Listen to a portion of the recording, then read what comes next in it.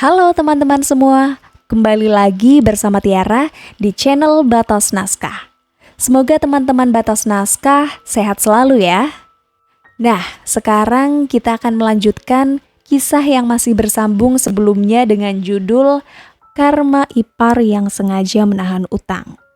Kalau teman-teman Batas Naskah belum nonton episode sebelumnya, Tiara sudah mencantumkan linknya di deskripsi video ini ya. Yuk, simak ceritanya sampai selesai.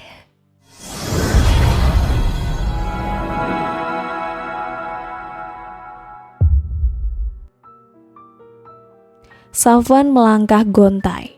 Beberapa kali ia mengusap wajah dengan gusar, mengusir kabut yang menyungkup netra. Kakinya terasa berat terangkat ketika memasuki area kamar jenazah. Ia mencelo saat menatap salah satu bed, satu tubuh mungil ditutup selimut putih terbujur kaku di sana. Laki-laki itu mendekat perlahan, sontak ia tergugu. "Bangun nak," lirihnya. "Ayah bahkan belum mendengar kamu menangis. Menangislah yang kencang, ayah tidak akan marah. Jangan diam saja." Laki-laki itu menelungkupkan wajah di samping tubuh beku yang baru saja hadir di dunia itu. Tubuhnya berguncang. Isaknya pilu meratapi buah hati yang belum sempat melihat indahnya dunia ini. Hatinya remuk, jiwanya nelangsa.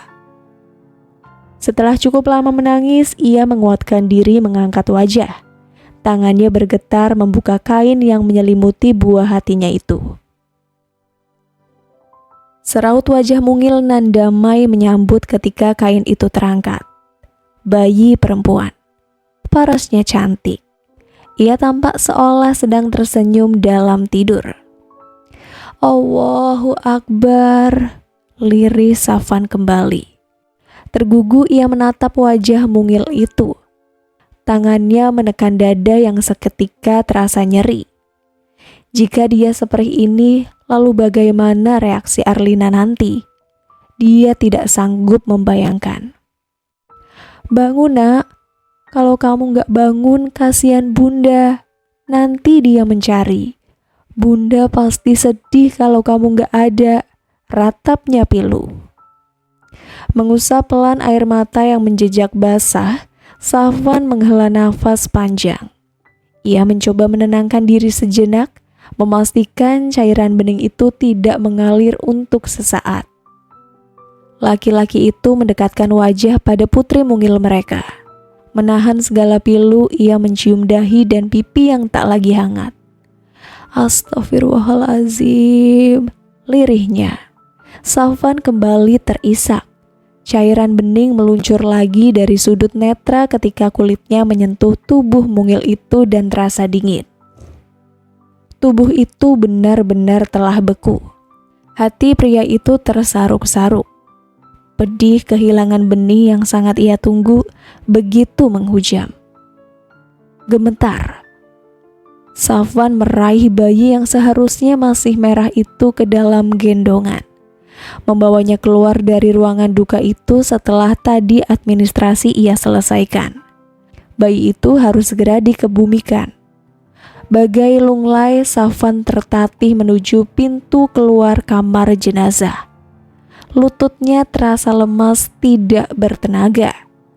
Langkahnya berat mengarah pada ambulan yang telah siap membawa putrinya pulang. Di samping ambulan itu, Mak Yati dan Arni telah menunggu. "Cucu nenek," Mak Yati meraih tubuh beku itu dari Safwan, lalu mendekap erat dengan tubuh berguncang, cucu dari putri bungsu yang sangat ia sayangi. Arni saja yang pulang dengan Safwan. Uma menunggu sampai Arlina sadar, ucap Arni di sela derayan air mata. Setelah pemakaman, Safwan segera ke sini lagi mengurus Arlina di sini. Untuk urusan setelah pemakaman, selanjutnya biar Arni yang urus. Kalau Uma sendiri yang menjaga Arlina, bagaimana jika ada yang perlu diurus? Uma tidak paham seluk-beluk rumah sakit, ujar perempuan senja itu bingung. Dia buta dengan seluruh urusan administrasi. Safwan akan segera kembali setelah pemakaman. Arni sudah menghubungi bapaknya anak-anak untuk persiapan pemakaman. Insya Allah menjelang sore semua akan selesai, tutur Arni. Ya sudah kalau begitu, lirih Mak Yati pasrah. Dia segera menyerahkan bayi mungil itu kepada Safwan, tetapi cepat diraih oleh Arni. Kamu pakai motor ikut di belakang ya Wan, biar ke Arni yang di ambulan. Kalau kamu di ambulan, nanti kembali ke sini lagi bagaimana? Iya kak, Safwan menurut. Ia bahkan sudah tidak bisa berpikir lagi tentang langkah apa yang seharusnya diambil. Benaknya linglung. Membiarkan ambulan melaju lebih dulu, ia berjalan gontai menuju tempat di mana tadi memarkirkan kuda besinya. Segera setelah sampai, ia menghidupkan mesin, lalu melesat mengejar ambulan yang membawa jasad putrinya. Menarik kencang tuas gas, tidak sedikit pun pikiran Safwan bisa lepas dari lingkaran kejadian ini. Wajah beku putrinya hadir bersama bayangan kepedihan Arlina. Seperti apa kepedihan istrinya kelak saat mengetahui putri yang sangat didambanya tiada sebelum lahir.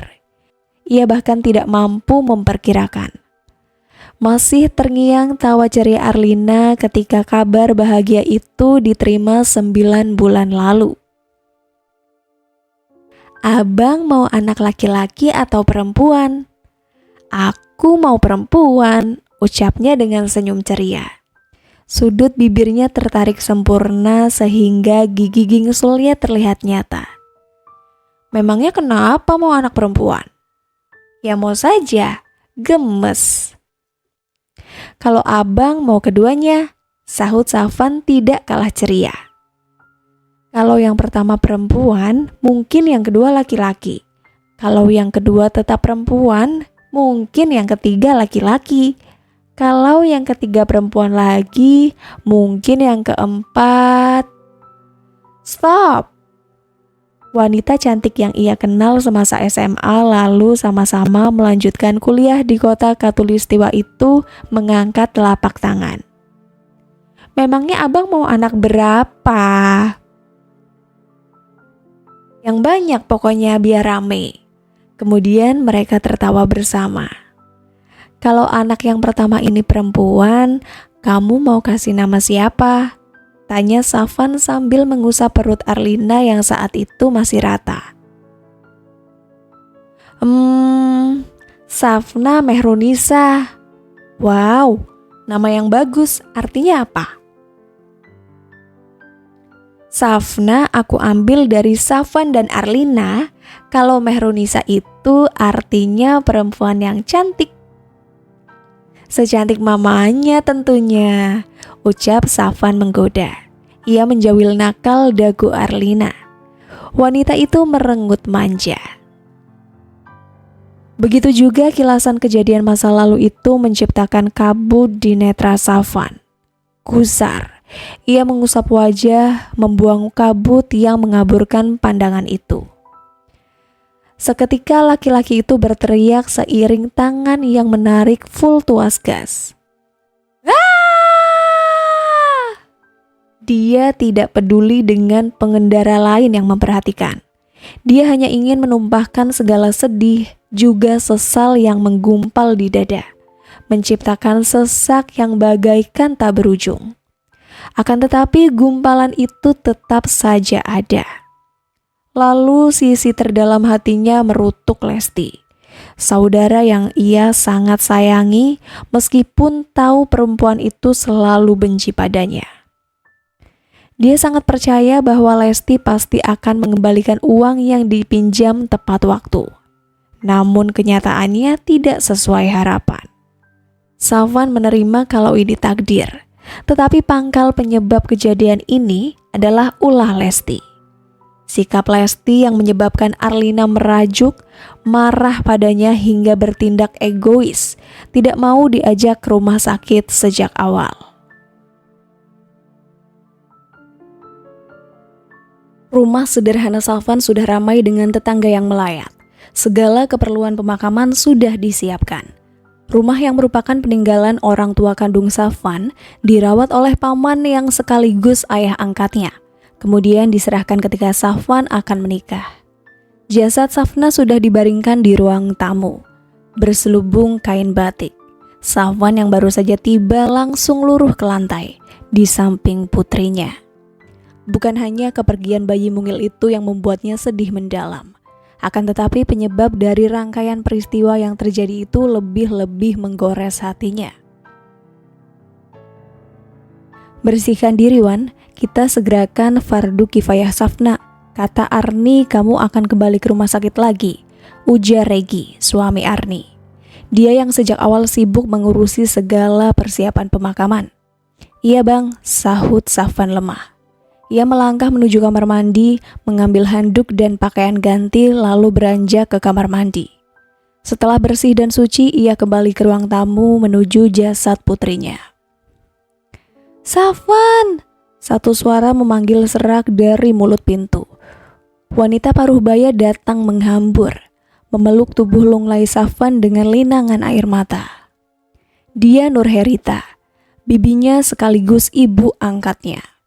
Di belakangnya menyusul Muhtar, pamannya sekaligus ayah angkatnya. Sabar ya nak, ucap perempuan itu menenangkan. Namun cairan bening di pipinya sendiri menguntai lebih panjang. Maaf ibu terlambat, tadi ke rumah kakakmu Lesti dulu. Iya bu, tidak apa-apa, balas Safwan pelan. Mendengar nama Lesti, laki-laki itu mencelos, hatinya dongkol. Kakakmu tidak bisa datang. Tadi tiba-tiba pingsan dan dibawa ke rumah sakit.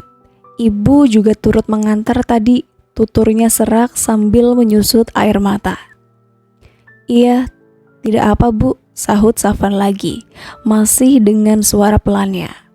Mungkin memang sebaiknya Lesti tidak datang daripada hatinya jengkel melihat perempuan itu saat prosesi pemakaman putrinya.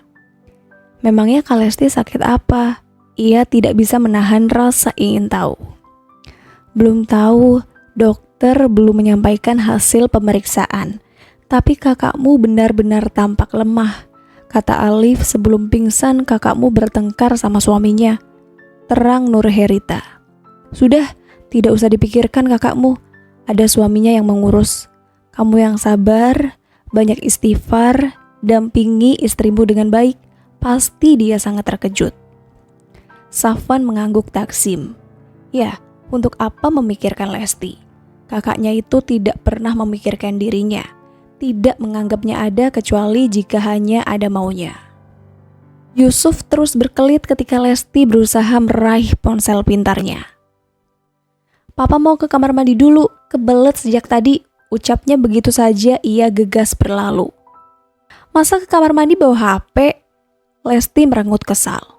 Namun Yusuf tidak memedulikan. Tuh lihat, baterainya sudah merah gini, ujarnya setelah keluar dari kamar mandi.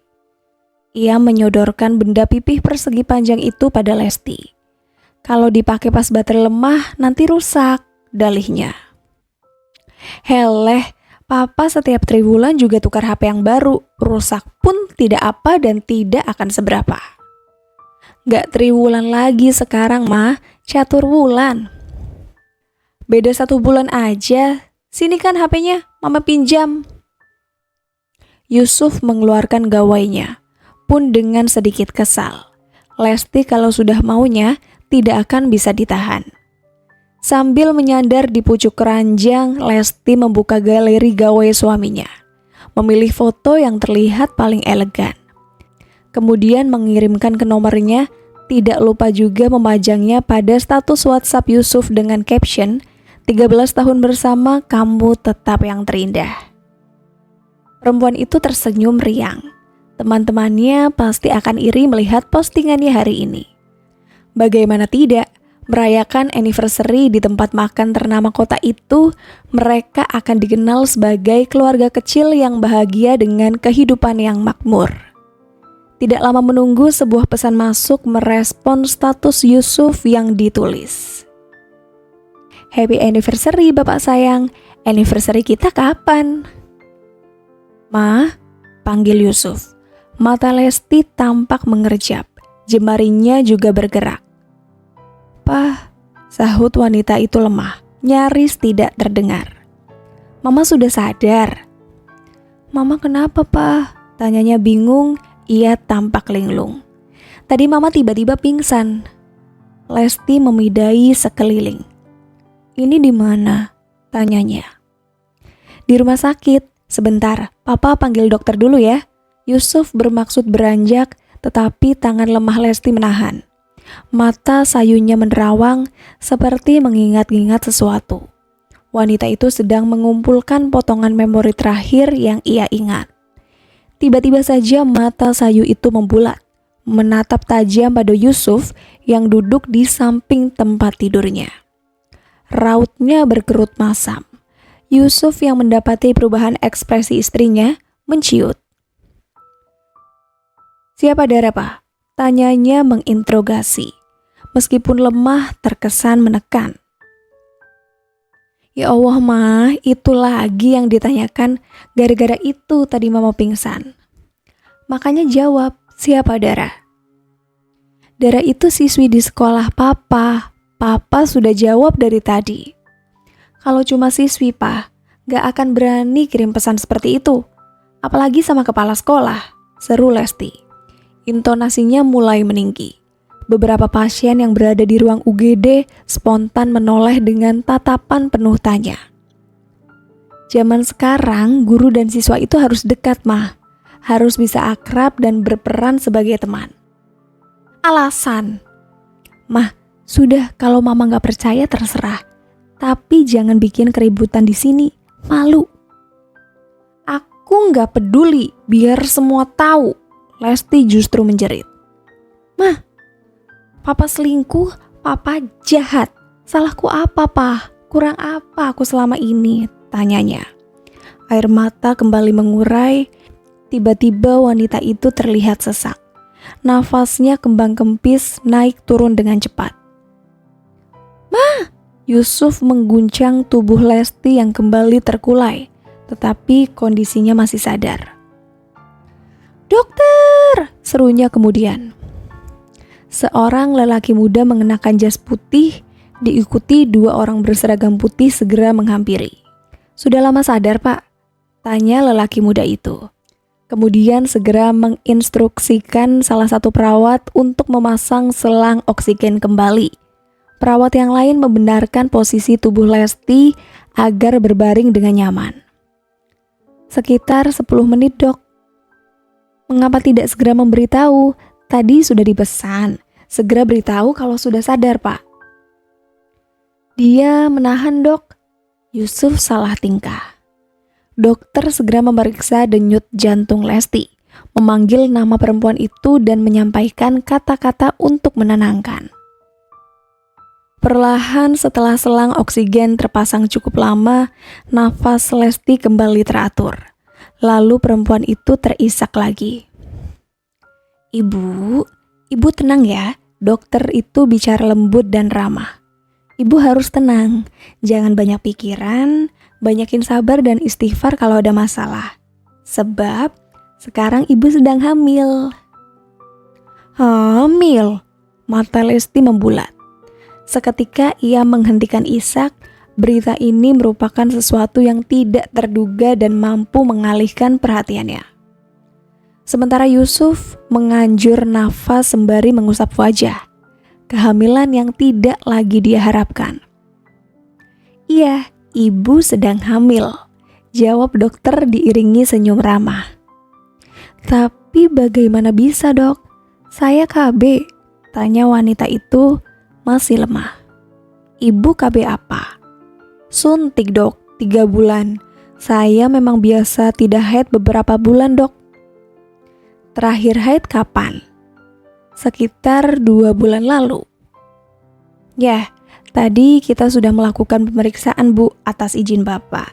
Memang benar usia kandungan ibu mendekati itu, tepatnya 10 minggu." "Tapi saya KB, Dok."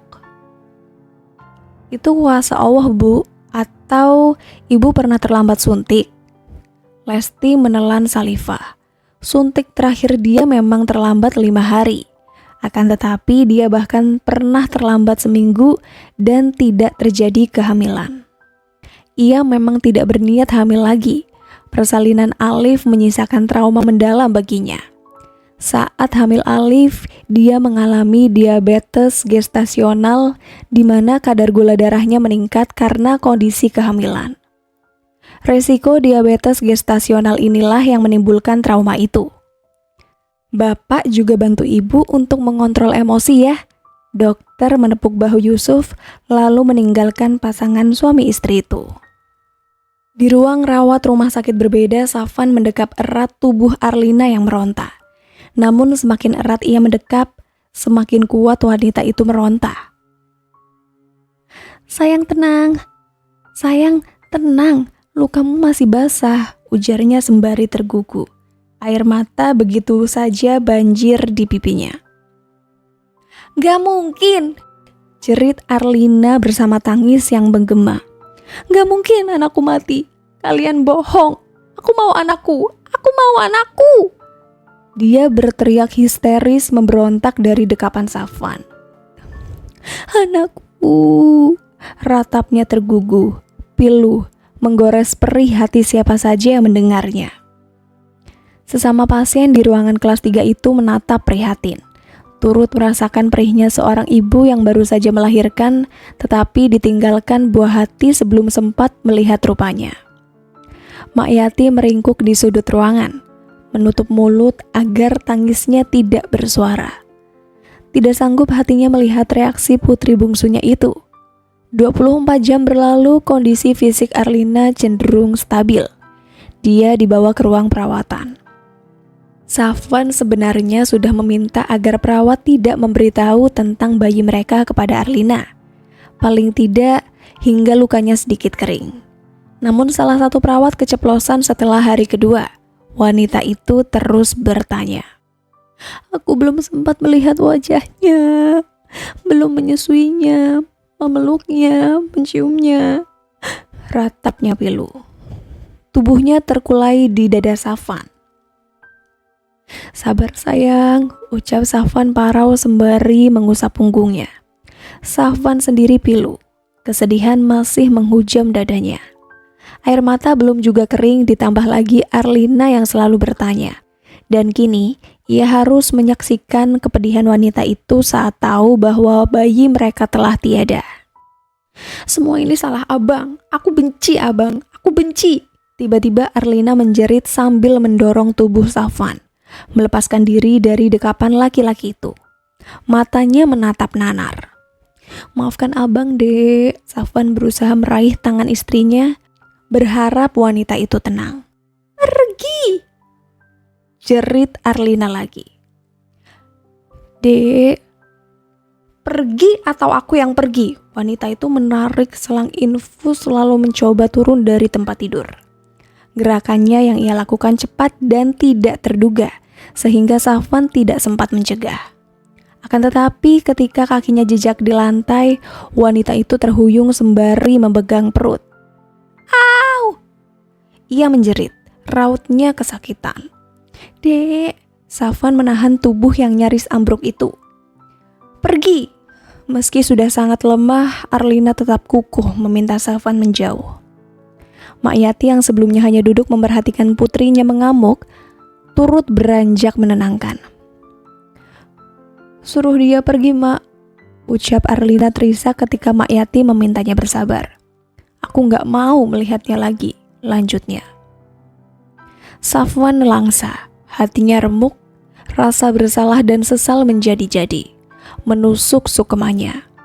Ia sesenggukan sangat dalam.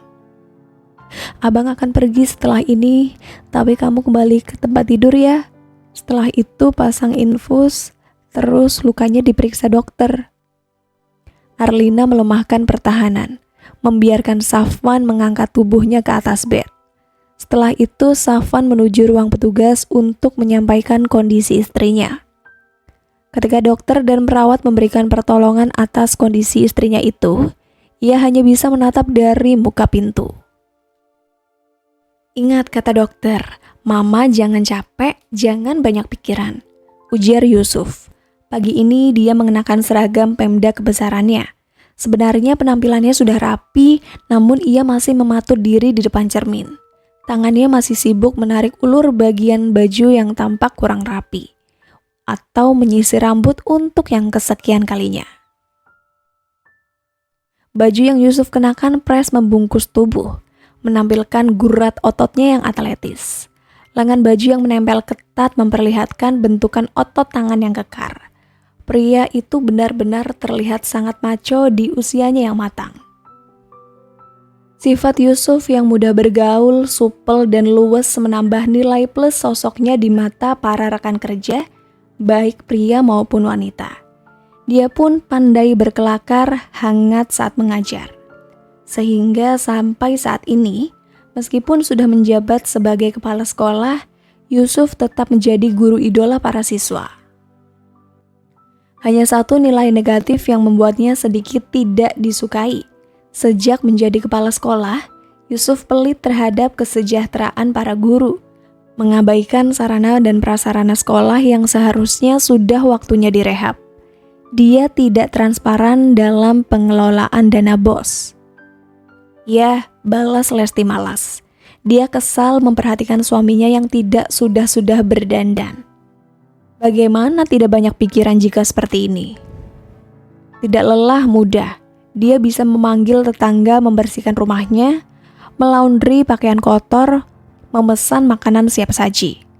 Namun tidak banyak pikiran, perilaku suaminya pagi ini saja sudah mencurigakan dan membuatnya banyak pikiran.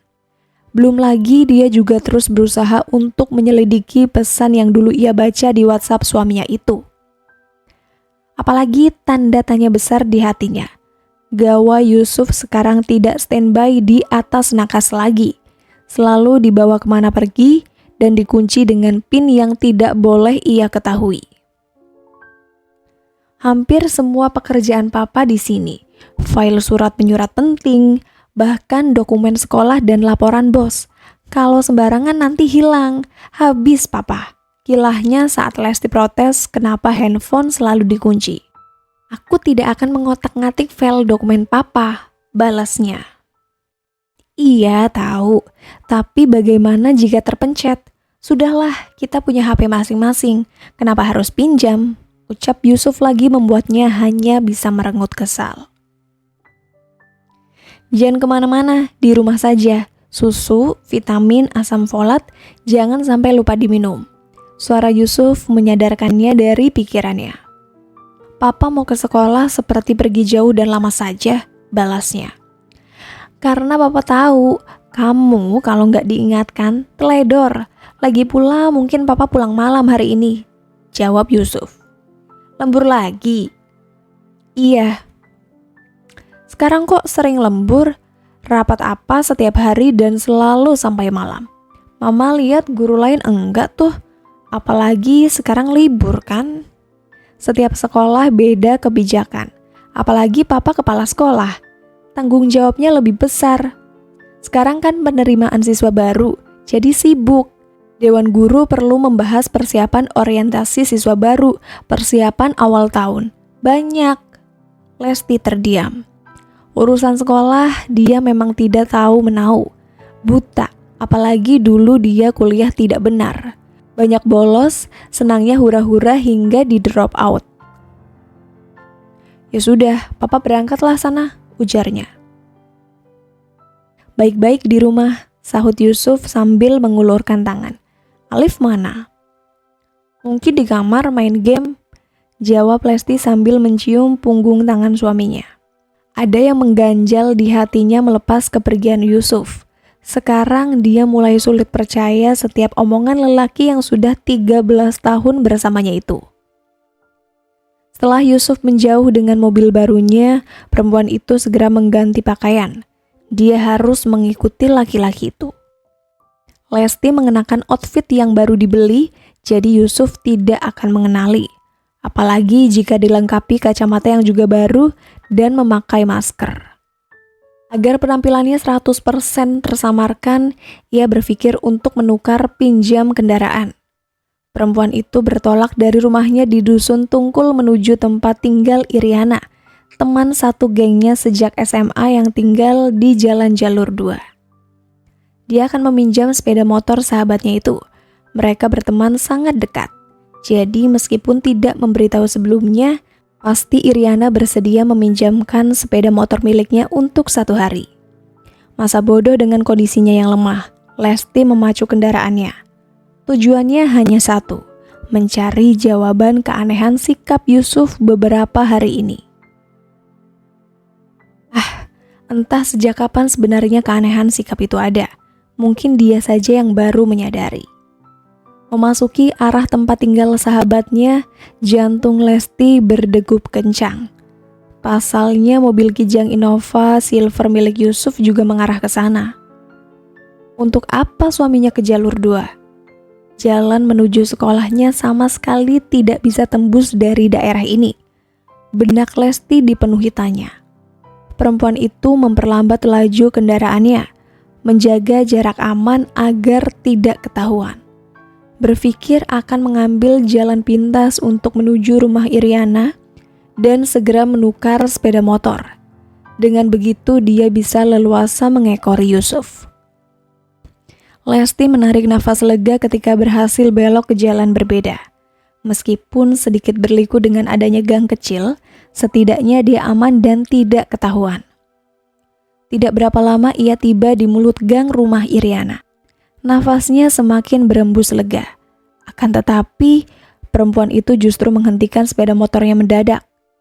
Kijang Innova Silver Yusuf lebih dulu tiba di sana. "Aku akan pulang ke rumah Uma," ujar Arlina pelan. Ia duduk bersandar di atas bed. Selang infus dan kantung urin sudah dilepas.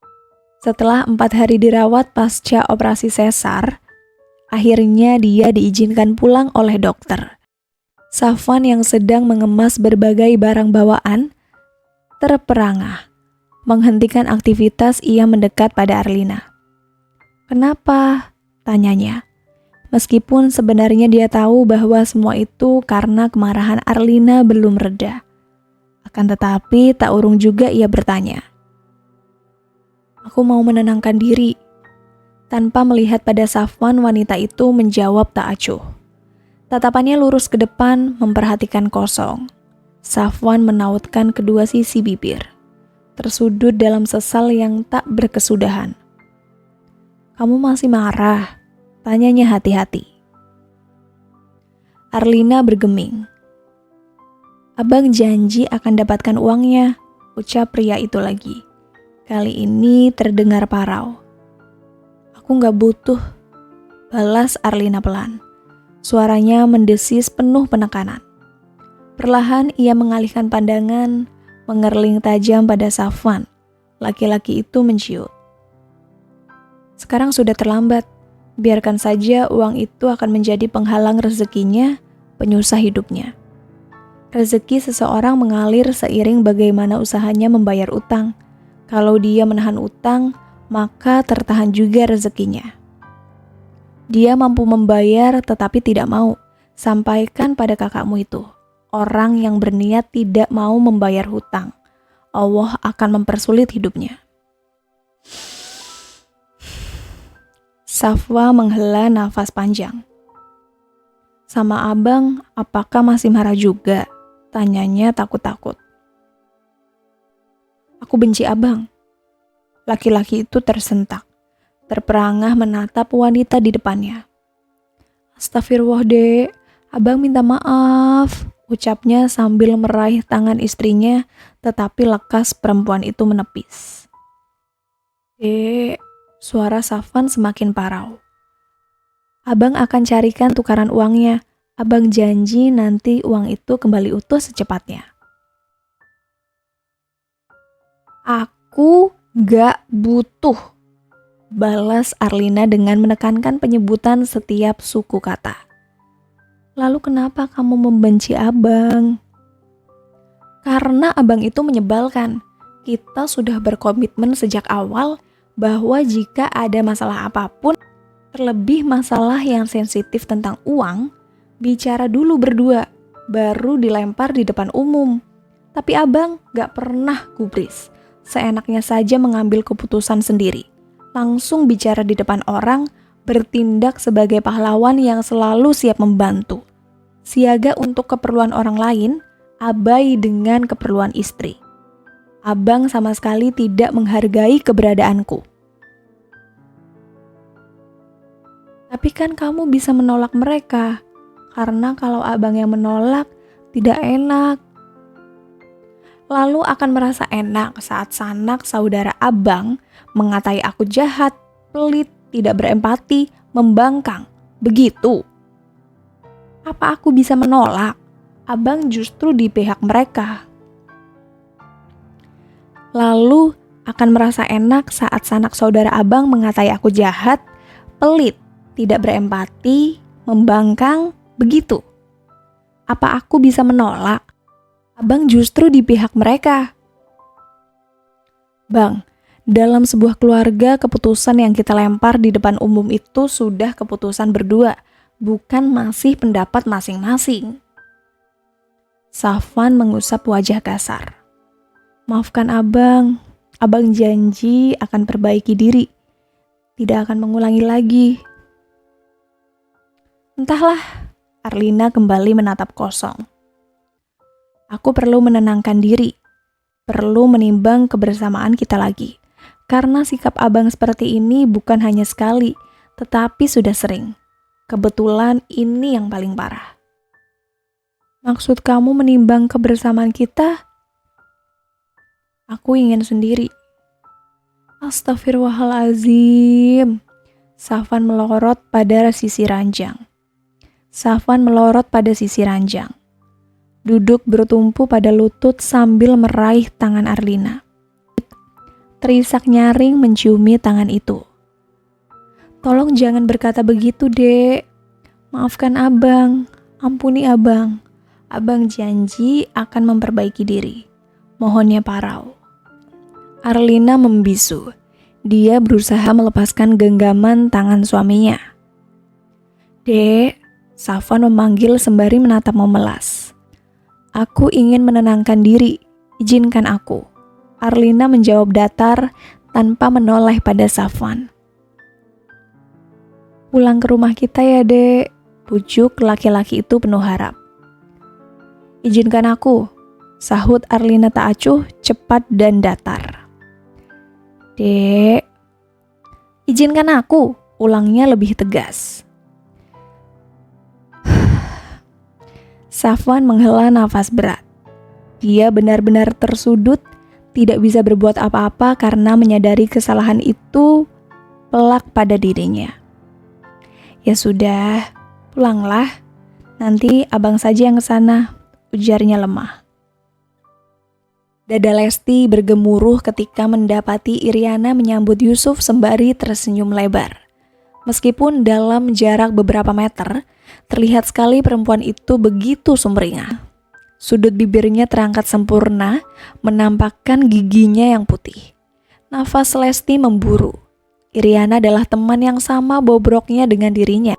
Sama-sama di drop out saat kuliah. Bahkan lebih buruk karena tidak bisa mengontrol diri. Dia sering menghabiskan malam bersama pacarnya hingga hamil. Memasuki usia 19 tahun, perempuan itu menikah. Namun tidak berselang lama rumah tangganya kandas. Selama ini kehidupan Iriana cukup memprihatinkan. Sebagai teman dekat, Lesti selalu ada. Tak segan ia membantu dalam hal finansial, memberikan uang secara percuma dengan basa-basi untuk jajan Kirana, putri Iriana. Sejauh itu ia berbuat untuk sahabatnya, begini balasan yang ia terima. Lesti memegang dada, merasakan nyeri yang tiba-tiba mendera di sana. Ia terkulai lemas di atas sepeda motor, menelungkup pada stang. Nafasnya memburu. Pelan ia turunkan masker agar dapat bernafas lebih leluasa. Ibu kenapa? Seseorang menyapanya dari dalam pagar. Ia baru menyadari sedang berada di depan rumah orang. Perempuan itu mengangkat lemah kepalanya. Wajahnya tampak pucat. Tatapannya memelas. Ibu sakit? Tanya orang itu. Tolong "Bu," sahutnya terengah sesak. Gegas orang itu keluar pagar, menghampiri Lesti dan mempapahnya. "Duduk dulu di rumah saya," ucapnya. Lesti melangkah terseret, lututnya bagai lunglai. Begitu pula tulang yang lain. Energinya seolah menguap karena syok, ditambah lagi kondisi kehamilannya yang lemah membuatnya terseok-seok. Di lantai teras, Lesti langsung menghenyakan tubuh. Tangannya memeluk pilar untuk menopang agar tidak tumbang. Ia memejam, mengatur nafas, mengais energi dalam tubuh. Namun hatinya terluka. Perempuan itu terisak pilu, membuat nafasnya kian sesak. "Tenang dulu, Bu. Ayo minum dulu." Orang itu menyodorkan gelas yang berisi air putih. Lesti menerima gelas itu lalu meneguk isinya. "Maaf, Bu, saya lemas. Apakah saya boleh minta teh manis?" ucapnya menepis malu. Namun apa boleh buat, kondisinya lemas dan butuh asupan energi dengan cepat. "Oh, sebentar." Orang itu kembali masuk, Lesti kembali terisak.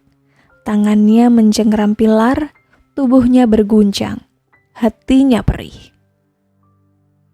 "Kalian tega," lirihnya tersedat. "Ini, Bu," ucap pemilik rumah, perempuan yang ia taksir berusia tidak jauh beda darinya. Lesti dengan cepat menenggak habis teh hangat manis yang diberikan, lalu menyandarkan kepala pada pilar. Ia mencoba mengatur emosi sembari menunggu energi pulih. Perlahan wajahnya yang memucat kembali segar. "Ibu kenal dengan pemilik rumah A35 itu?" tanyanya pada tuan rumah sambil menuju ke rumah Iriana. "Ibu Iriana? Kenal, Bu, kan tetangga," jawab pemilik rumah ramah. "Apa dia sudah menikah lagi?" "Belum sih." "Sudah punya calon suami lagi?" "Belum, malah yang saya dengar anaknya yang mau menikah sama gurunya." "Memang kenapa, Bu?" "Apa?" Lesti terperangah, mulutnya terbuka. Dia tidak percaya dengan apa yang menyapa indera pendengarannya. "Anaknya bukannya masih muda?" "Iya sih, baru 17 tahun, tetapi calon suaminya sudah matang, jadi nggak bisa menunggu," katanya. "Apa boleh menikah usia muda begitu?" "Katanya sih siri dulu." Hati Lesti bak disayat sembilu tipis-tipis, lalu disiram air garam. Dia kecolongan bocah, dan itu adalah anak sahabatnya sendiri. Jadi Kirana yang suaminya maksud dengan Dara, siswinya di sekolah. Perempuan itu mendengkus. Ibu dan anak demikian tega bersekongkol mengkhianati, merebut suaminya. Lesti menegakkan tubuh, menguatkan diri. Dia harus melabrak wanita-wanita tidak tahu diri itu. Yang dibantu justru menipu. "Terima kasih, Bu. Maaf merepotkan," ucapnya pada tuan rumah sambil mencoba berdiri namun terhuyung. "Hati-hati, Bu. Istirahat dulu." Tuan rumah menangkap tangan Lesti cepat. "Saya baik-baik aja, Bu," balasnya. "Terima kasih." "Sama-sama," balas tuan rumah membiarkan Lesti berlalu. Lesti mengarahkan kendaraan pada rumah Iriana yang hanya berjarak 5 rumah dari tempatnya. Hatinya geram, ia menarik gas kencang sehingga sepeda motornya menabrak teras rumah Iriana. Masih geram, ia mengaungkan kendaraannya itu dengan menarik gas kuat-kuat tanpa menjalankannya. Tampak Iriana, Kirana, dan Yusuf bergegas keluar karena mendengar keributan. Mereka terkejut melihat Lesti yang tampak sangat murka. Wajahnya merah padam. Begitu melihat Kirana di teras, Lesti melangkah panjang menghampiri. Lalu seketika menjambak rambut halus hitam yang menjuntai indah sepinggul. "Dasar bocah tidak tahu diuntung, dibaik-baikin malah menusuk," serunya. Kirana yang tidak siap dengan serangan tersudut. "Kamu tante sayang-sayang, tante jajanin, bantu biaya sekolah, begini balasanmu. Lanjutnya sambil menjerit histeris. Emosinya tampak sekali memuncak dalam dirinya. Nafasnya tersengal. Lepaskan tante, sakit. Kirana tidak pernah meminta uang sama tante. Tante yang kasih. Balas Kirana semakin membuat Lesti murka. Sakit, hati tante lebih sakit, balasnya. Iriana yang melihat seketika melepaskan sang putri yang terlihat sangat kesakitan. Rambut Kirana yang panjang sangat memudahkan aksi Lesti untuk menjambak. Masih bocah kamu sudah jadi pelakor, sahabat ibumu sendiri lagi. Mengapa tidak mencari lelaki muda seusiamu? Dia lebih pantas jadi bapakmu, Lesti kian histeris. Lepaskan Les, seru Iriana. Ia kesulitan melepaskan putrinya. Hatinya tidak tega melihat Kirana kesakitan. Meskipun sebenarnya Lesti sedang lemah, tetapi emosi membuat energinya berlipat ganda. Kamu Iriana, aku bantu kehidupanmu sedemikian rupa, begini balasanmu. Kamu tega menikamku dari belakang. Nangis Lesti menjadi. Ucapannya berpadu dengan raungan. Nah, Pak, tolong, jerit Kirana. Yusuf yang bengong karena tidak menyangka Lesti akan datang tersadar. Cepat ia meraih Lesti dan mengurai sedikit demi sedikit rambut indah Kirana dari cengkraman tangan istrinya itu. Lepaskan Ma, sudah, malu, serunya. Malu, papa itu yang memalukan. Tega kamu Pa, sentaknya. Semakin ia emosi dan menarik kuat-kuat rambut yang masih ia genggam. Lepaskan Ma, Kirana kesakitan, titah Yusuf kencang. Lebih sakit hatiku Pa, perih, sakit, pekiknya. Kalian orang-orang yang sangat aku sayangi, aku percaya sepenuhnya, tapi kalian mengkhianati aku. Kalian menikamku dari belakang.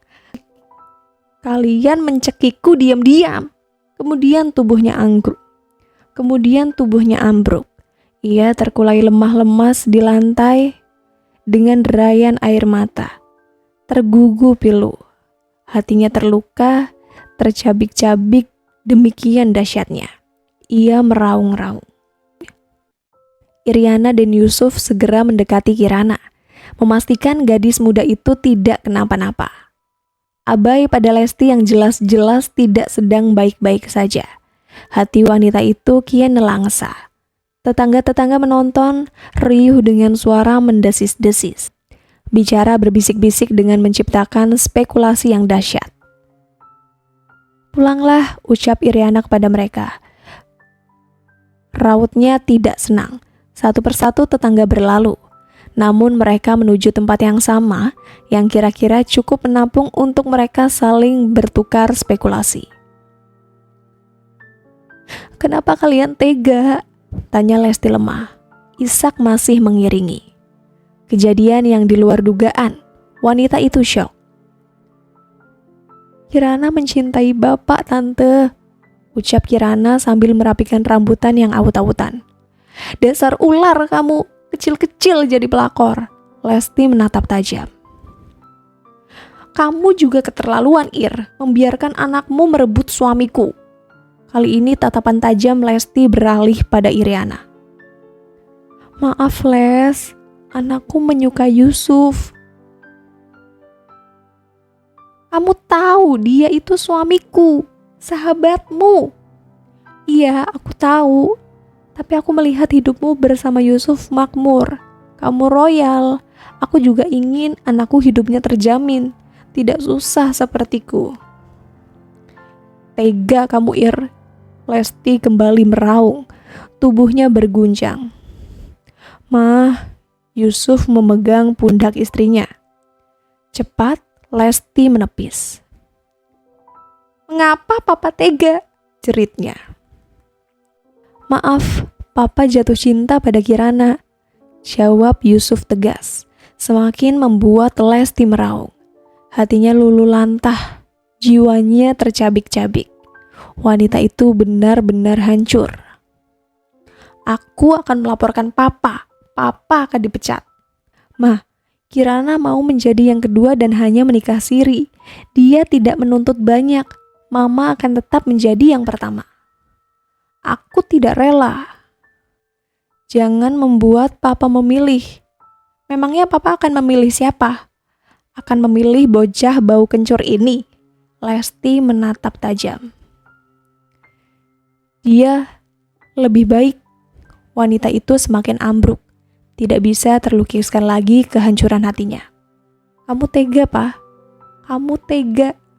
Jika Mama mau bekerja sama, tetaplah diam. Papa akan tetap menafkahi Mama. Status kita akan tetap sama.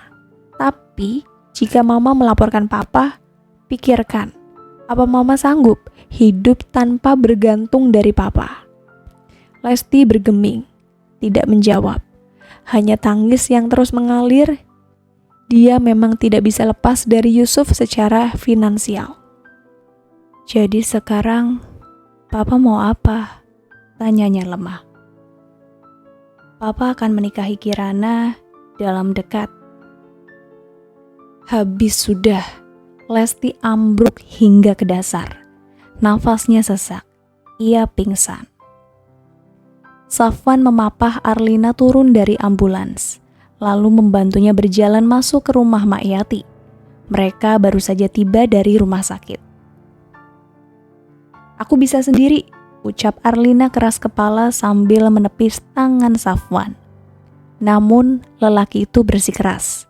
Ia khawatir wanita itu terjatuh. Apalagi ketika dilihatnya istrinya berjalan masih terbungkuk-bungkuk karena menahan sakitnya akibat luka bekas sesar. Diamlah dek, abang bantu. Kamu masih kepayahan, ucap Safwan sabar. Dia sadar kesalahannya fatal. Jadi harus banyak-banyak bersabar. Arlina terpaksa menurut. Di mana, Mak? Tanya Safwan ketika sampai di dalam. Ia bertanya kemana kamar Arlina yang akan ditempati oleh Arlina. Di sini Safwan, sudah kakak bersihkan. Arni yang menjawab. Selama mereka di rumah sakit, Arni sudah membersihkan rumah Mak Yati yang berantakan saat ditinggal. Iya kak, sahut Safwan. Ia mengiring Arlina masuk, membantu Arlina duduk dan berbaring di atas kasur kapuk yang ada di kamar. Abang akan datang setiap hari, ujarnya lembut pada Arlina. Perempuan itu membisu, tak acuh pada Safwan yang sedang berbicara. Ia berisut, berbaring miring membelakangi Safwan. Lelaki itu menghela nafas berat. Lagi-lagi hanya bisa bersabar. Abang pulang dulu, nanti kesini lagi, ucapnya lagi. Ia mengusap kepala Arlina, lalu menunduk mencium kening wanita itu. Setelah itu berlalu. Arlina di sini dulu ya, Mak, ucap Safwan setelah keluar dari kamar. Nak Safwan tidak di sini, tanya Mak Yati prihatin. Ia tahu kemarahan Arlina pada laki-laki itu. Tidak, Mak. Tapi saya akan sering-sering melihat Arlina ke sini, jawabnya nelangsa. Hatinya masih pilu menerima bahwa istrinya meminta pulang ke rumah orang tuanya. Sabar ya, Nak. Arlina sedang terpuruk. Bantu dia bangkit. Iya, Mak. Ini semua salah saya. Ini semua takdir, Nak. Takdir yang disebabkan kebodohan. Ya sudah, Nak Safwan, sabar saja. Iya, Safwan mengangguk lemah. Oh iya, ini untuk keperluan Arlina, Bu. Ucap laki-laki itu sembari menyodorkan 3 lembar ratusan ribu. Uang dari Yusuf dan teman-temannya berjumlah 1.920.000. 1.320.000 sudah terpakai untuk membayar 2 kali ambulan saat mengantar jenazah Safna dan saat tadi mengantar Arlina pulang, serta untuk segala kebutuhan dan makan selama di rumah sakit, menebus beberapa obat Arlina yang tidak ditanggung BPJS. Semoga saya ada rezeki untuk menambahkan setiap harinya, lanjutnya. Amin. Semoga dilancarkan dan dimudahkan, sahut perempuan lebih paruh baya itu. Saya permisi dulu, Mak. Nanti saya kesini lagi. Jika ada sesuatu, mohon hubungi saya ya, Mak. Iya. Safwan berlalu mengintip sebentar istrinya di kamar dengan hati pilu. Arlina masih berbaring dalam posisi yang sama.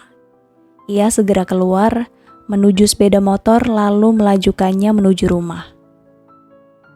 Rumah yang kini teramat sepi untuknya. Desir perih menguasai saat ia memasuki pekarangan rumah yang sempit. Semakin parah ketika pintu ia buka. Kehampaan merajalela. Ia tersurut menyandar pada tembok, membayangkan jika Arlina benar-benar tidak akan kembali. Saya terima nikahnya dan kawinnya Kirana Lestari binti Zakir Maulana dengan mas kawin sebuah rumah dibayar tunai. Kemudian seruan sah dari Iriana juga 2 orang saksi yang Yusuf undang menggema. Pernikahan siri yang diwalikan hakim itu terjadi. Lesti yang memaksa hadir menangis tergugu. Hatinya tersaruk-saruk pilu. Dia benar-benar tidak menyangka lelaki yang dikiranya mencintainya sungguh-sungguh itu mendua. Bahkan memilih perempuan yang pantas menjadi putrinya. Perempuan yang adalah anak sahabatnya sendiri. Dan itu menambah luka menjadi berlipat-lipat pedihnya. Nafas Lesti tergeragap akibat isak. Ia meremas-remas dadanya yang sesak. Kehidupan royal yang menjadi faktor Iriana, sahabat yang sangat dipercayanya mengkhianatinya. Ia benar-benar tidak menyangka. Padahal untuk tetap bisa royal, tak jarang dia harus meminjam. Jika menurutkan rasa sakit, ingin perempuan itu melaporkan perilaku Yusuf yang sangat tidak terpuji itu kepada dinas pendidikan setempat. Seorang PNS tidak diizinkan poligami. Kesalahan Yusuf tidak hanya poligami, melainkan ada satu penyimpangan yang tidak hanya membuatnya dipecat, tetapi dipastikan akan mendekam dalam penjara. Akan tetapi Lesti butuh Yusuf. Selain memang cintanya yang dalam, dia tidak akan bisa hidup tanpa harta dari laki-laki itu. Tadi papa sudah bilang, sebaiknya mama gak usah hadir, sesal Yusuf sambil mendekati Lesti. Wanita itu mencoba menyusut air mata, tetapi dihapus setetes, mengalir lebih deras. Mas kawin untuk perempuan itu rumah. Padahal dia dulu hanya cincin 5 gram. Barulah setelah 5 tahun mereka bisa punya rumah sendiri. Itu pun bukan hak miliknya. Rumah itu atas nama Yusuf. Kirana awal menikah sudah mempunyai rumah atas nama sendiri. Lesti memukul-mukul dadanya yang semakin sesak. Entah sudah berapa lama suaminya merencanakan pernikahan sehingga mampu menyiapkan rumah sebagai mas kawin. Dia terlalu sibuk dengan keroyalannya sendiri, sampai baru mencium gelagat aneh dari suaminya. Papa antar mama pulang ya, kasihan juga Alif, ucap Yusuf lagi.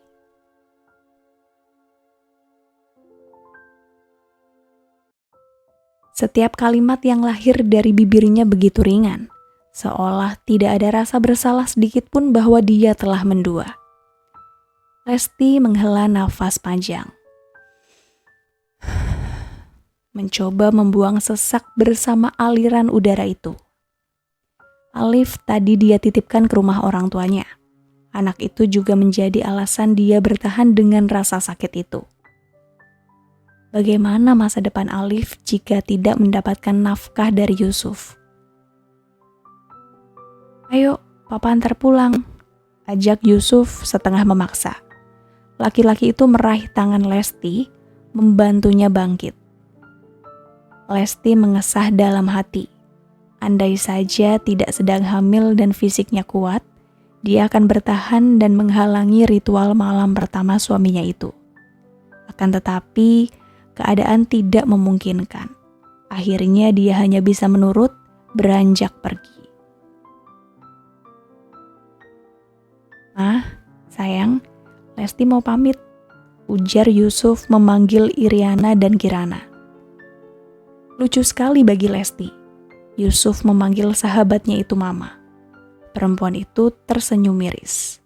Mama mertua yang lebih muda darinya. "Hati-hati Les, maafkan aku," ucap Iriana menyalami sahabatnya. Namun karena Lesti tidak menanggapi, ia memeluk wanita itu sambil berbisik, "Bukankah hubungan kita menjadi lebih dekat? Bukan sekedar teman lagi, tapi sudah keluarga." Ingin sekali Lesti menguncir mulut sahabatnya itu, atau menjambaknya seperti kemarin yang ia lakukan pada anaknya itu. Tetapi kali ini kondisinya benar-benar lemah, seluruh energinya habis. "Aku ikut ya Pak," ucap Kirana. Ia menggelayut manja di tangan Yusuf yang sedang memapah Lesti. Oh, hati Lesti pedih bukan kepalang. Ia menatap gadis yang baru saja menjadi pengantin itu dengan tajam. Gadis yang selama ini ia sayangi dan ia perlakukan bahkan seperti anak sendiri.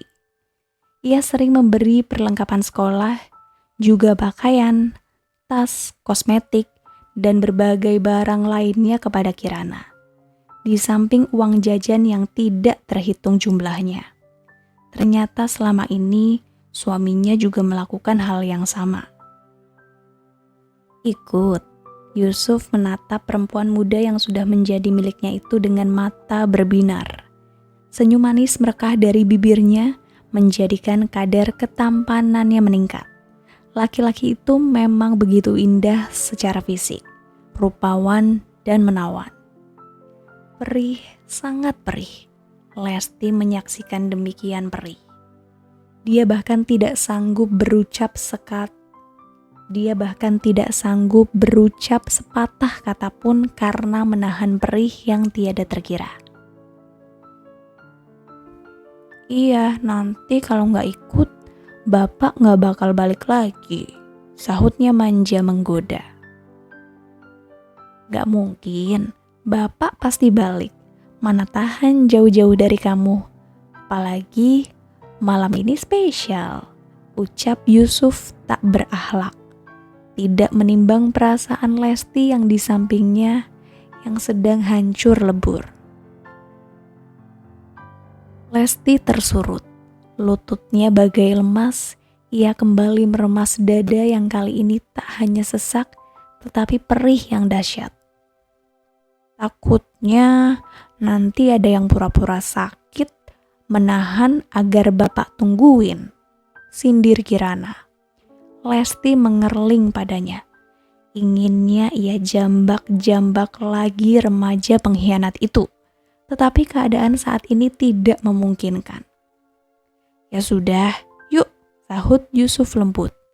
Lembut bagi Kirana, menusuk tajam bagi Lesti.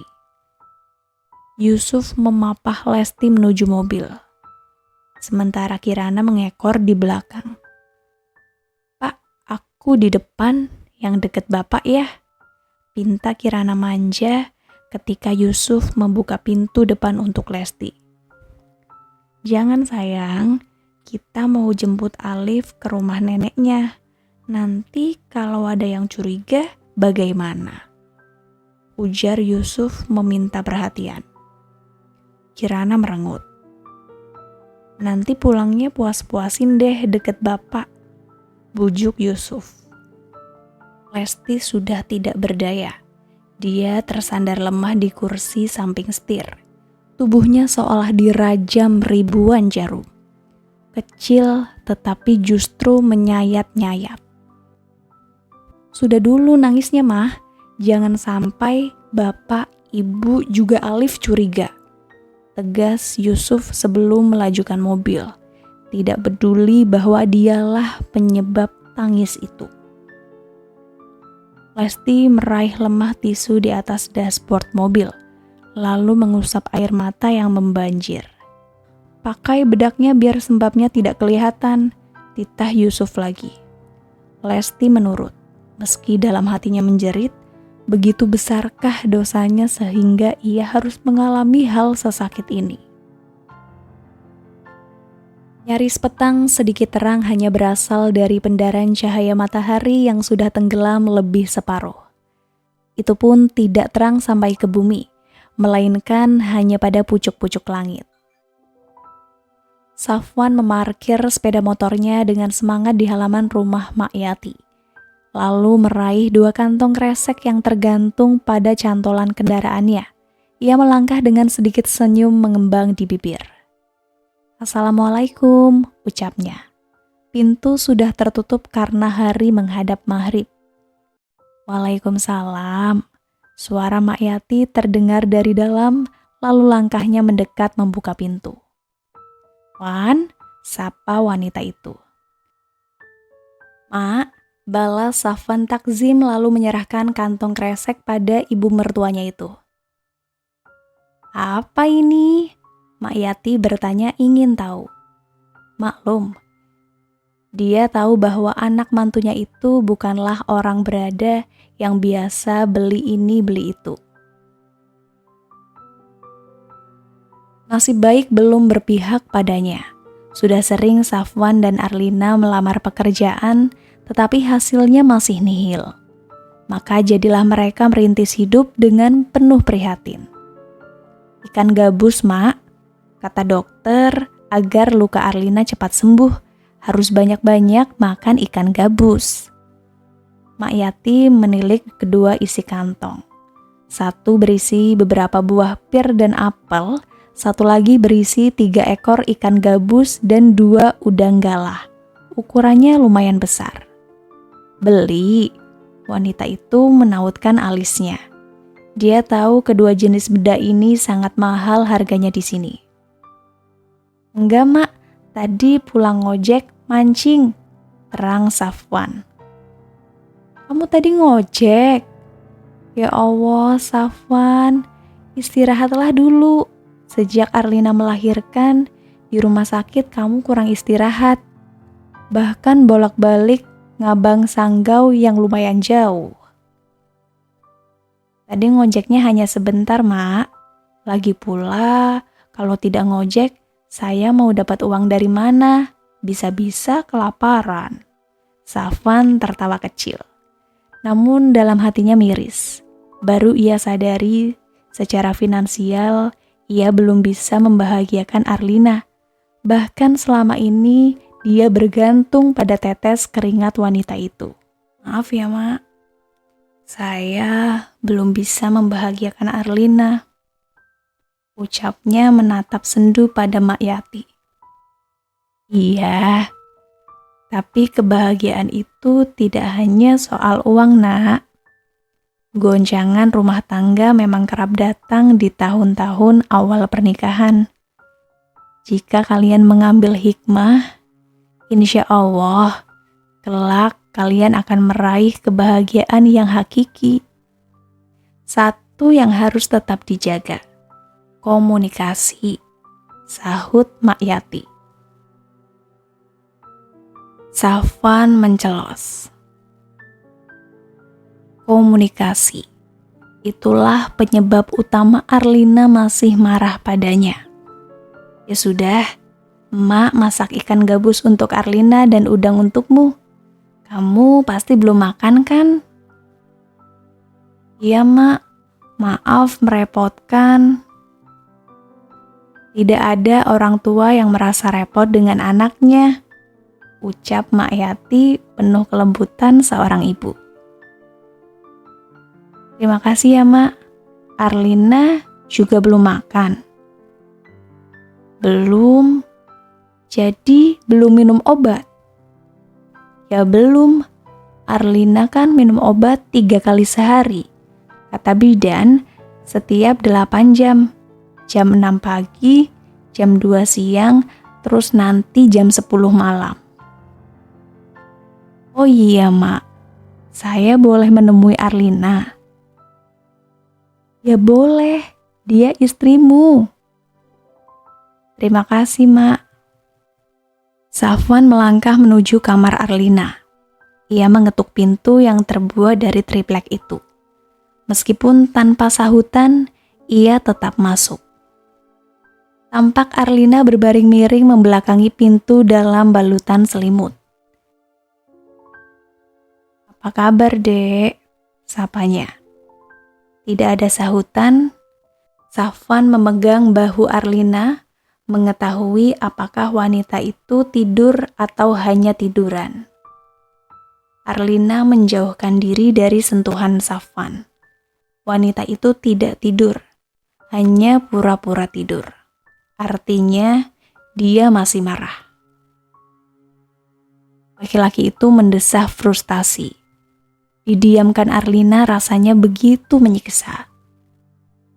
Bagaimana caranya agar dia mendapatkan maaf dari perempuan itu?